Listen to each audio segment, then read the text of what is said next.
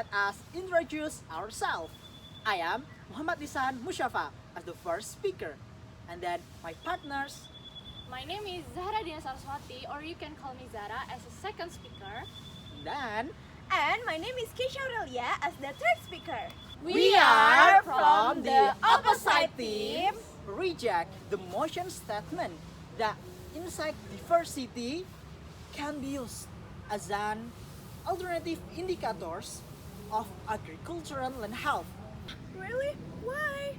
Of course, because in our opinion, alternative indicators must add clarity, accuracy, and consistently. Insects have many weaknesses as indicators, both in the term of sustainability, specificity, and practical usefulness. As the first speaker, allow me to highlight some of the main weakness. First, the presence of insect in agricultural land doesn't always reflect healthy land conditions. Many types of insects actually act as pests that damage crops. In addition, insect population fluctuate and therefore cannot be used as valid indicators as they depend on various external factors such as climate, rainfall, night light, and even human activity.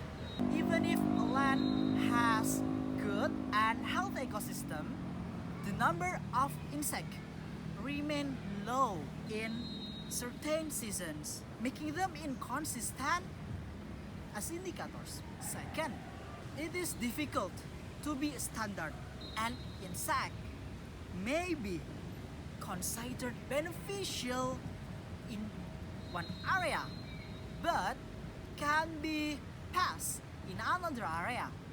Therefore, insect can't be indicator. I will elaborate by the previous argument to highlight two important points. First, if insect diversity is used as indicator, there will be external bias because insect diversity does not only depend on soil condition, but also on surrounding vegetation, including artificial light, pest poison from the neighbor field, and even the migration of the insect themselves. So even if the soil is healthy, insect data can be misleading or inaccurate. To be an indicator, it must be stable or consistent on the long terms. Insect change too quickly. This week there's many large colony of insect, but next week they may have migration, else or disappear due to heavy rains.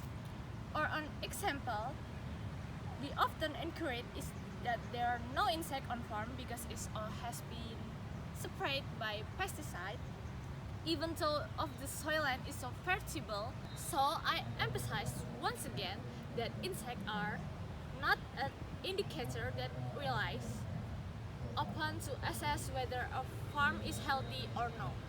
Addition to insect, there are many other indicators that are more precise and accurate for measuring the health of a plot of land. Here, I will highlight three main points that can be used as alternatives. First, physical indicators. We can look at the existing soil structure, the water retention, capacity of the land, and the level of erosion.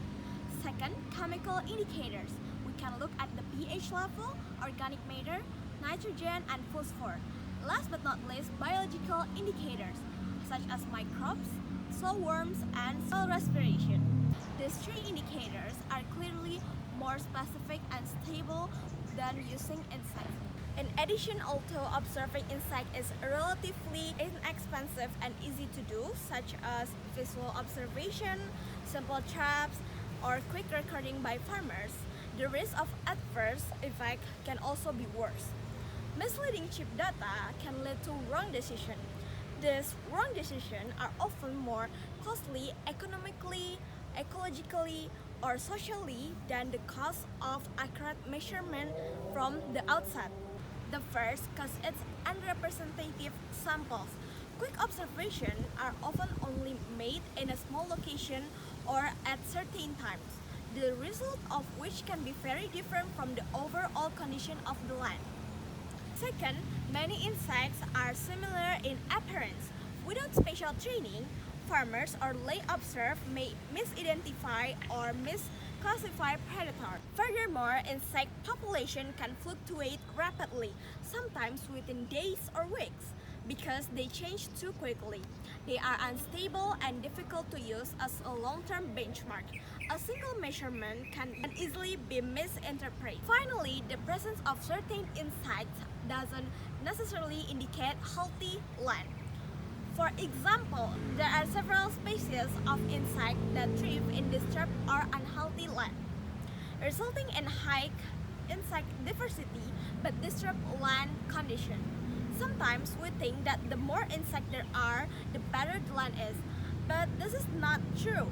This can happen because of excessive pesticide use or infertile soil. These insects are called opportunistic species because they adapt quickly and can live in conditions that are less than ideal for other organisms. This means that using insects as an indicator of agricultural land health is a very weak and inaccurate claim. We conclude that the use of insect as an alternative indicator of agricultural land health has fundamental weakness. 1. Insect populations are fluctuative and inconsistent. 2. They are not specific because insects can thrive on damaged land. 3. It is difficult to create universal standards across regions. 4. There are other more valid indicators, namely the physical, chemical, and biological properties of the soil. Alternative indicators should provide a solution, not add to the confusion. Insects are indeed important, but not as a tool for measuring land health.